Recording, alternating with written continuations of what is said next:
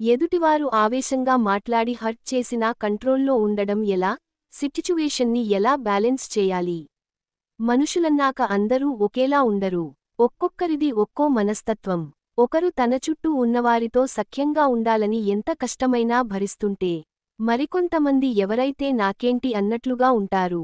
ఈ రెండు మనస్తత్వాలు ఉన్నవారే ఎక్కువగా ఉంటారు. ఇక్కడ రెండు విధాలుగా ఆలోచించడం కరెక్టే. కానీ ఎవరు ఎలా ఆలోచించినా కొన్నిసార్లు మొదటి రకం వారు ఎక్కువగా ఇబ్బందులు పడాల్సి వస్తుంది. అనవసరమైన మాటలు పడాల్సి వస్తుంది. అలాంటి వాటి నుంచి ఎలా బయటపడాలో తెలుసుకోండి. కొన్నిసార్లు ఎంత బాగున్నా ఎదుటివారి చేత కొన్ని మాటలు పడాల్సి వస్తుంది. అలాంటప్పుడు మాటలు అనడం ఈజీనే. కానీ అలా చేస్తే వారికి మనకి తేడా ఉండదనే ఆలోచనతో ఆగిపోతాం. కానీ మనసులో బాధతో పాటు ఏదో మూలన కోపం కూడా తన్నుకుంటూ వస్తుంది.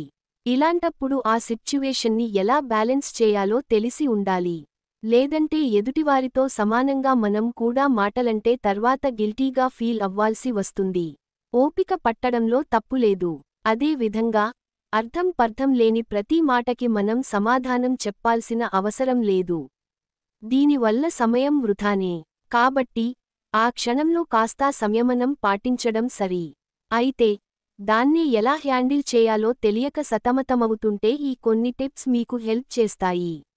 వదిలేయండి. అయిపోయిందేదో అయిపోయింది.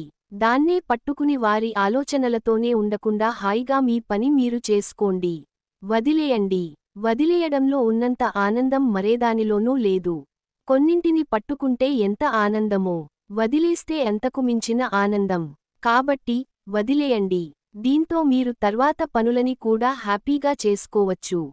ఏ పరిస్థితుల్లో హర్ట్ చేశారో ప్రతిసారి మనవైపే ఆలోచించాల్సిన అవసరం లేదు. ఎదుటివారు కూడా ఏదైనా సమస్యలో ఉన్నారేమో ఆ వైపుగా కూడా ఆలోచించండి.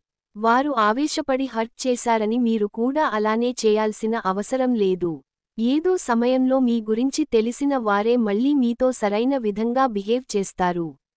ఒకవేళ చేయకపోయినా పర్లేదు. ఎందుకంటే అందరికీ మీరు నచ్చాలని లేదు.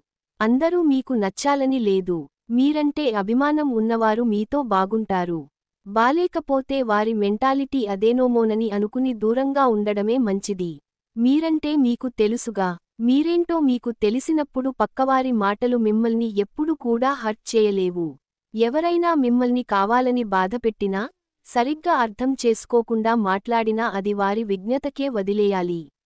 అంతేకాని వారిలానే మీరు కూడా బిహేవ్ చేయాల్సిన అవసరమే లేదు. కాబట్టి వారి ఆలోచనలతో మీ సమయాన్ని వృధా చేసుకోవద్దు. మీకంటూ బోలెడు పనులున్నాయని గుర్తుంచుకోండి. మూడ్ మారేందుకు ఎవరైనా బాధపెట్టినప్పుడు బాధ కలగడం సహజం. అలా అని దాన్నే ఆలోచిస్తూ ఉండాల్సిన అవసరం లేదు. మిమ్మల్ని మీరు సెల్ఫ్ పాంపరింగ్ చేసుకోండి. ఆ మూడ్ నుంచి బయటపడేందుకు బయటికెళ్ళి కాసేపు గడపండి. మ్యూజిక్ వినండి. గోరువెచ్చని నీటితో స్నానం చేయండి. అట్లీస్ట్ ఫేస్ వాష్ చేసుకోండి. మంచి స్పా ప్రిపేర్ చేసుకోండి. ఆయిల్ మసాజ్ చేయడం, స్వచ్ఛమైన గాలిలో సమయం గడపడం, ప్రశాంతంగా అనిపించే మరేదైనా పని చేయండి. నచ్చేవారితో టైం స్పెండ్ చేయడం. ప్రపంచమంటే మిమ్మల్ని హర్ట్ చేసిన వారు మాత్రమే కాదు, మిమ్మల్ని ఇష్టపడేవారు కూడా ఉంటారు. వారితో టైం స్పెండ్ చేయండి. వారెవరో మీకు తెలిసే ఉంటుంది. ఎవరితో టైం స్పెండ్ చేస్తే బాగుంటుందో వారితో ఎక్కువ టైం గడపండి. అది కలిసి బయటికి వెళ్లడం, డేట్ చేయడం, సినిమా చూడడం, డిన్నర్ చేయడం వంటివన్నీ ఇలా ప్లాన్ చేయొచ్చు. మళ్ళీ వారిని కలవకుండా ఉండడం. మిమ్మల్ని బాధపెట్టినవారిని మరోసారి మీకు మీరుగా వెళ్లి కలవకపోవడమే మంచిది. వారే తప్పు తెలుసుకుని వస్తే సరి. లేదంటే వారికి ఎంత దూరం ఉంటే అంత మంచిది. మీ బౌండరీస్ని క్రాస్ చేసి వెళ్తే మరోసారి ఇబ్బందిగా ఫీల్ అవుతారు. కాబట్టి మీకు వారికి ఉన్న కొద్దిపాటి దూరాన్ని వారే చెరిపేలా చూడండి. ఫ్రెండ్స్, ఈ వీడియో గనుక మీకు నచ్చినట్లయితే ప్లీజ్ లైక్ చేసి మీ ఫ్రెండ్స్కి షేర్ చెయ్యండి.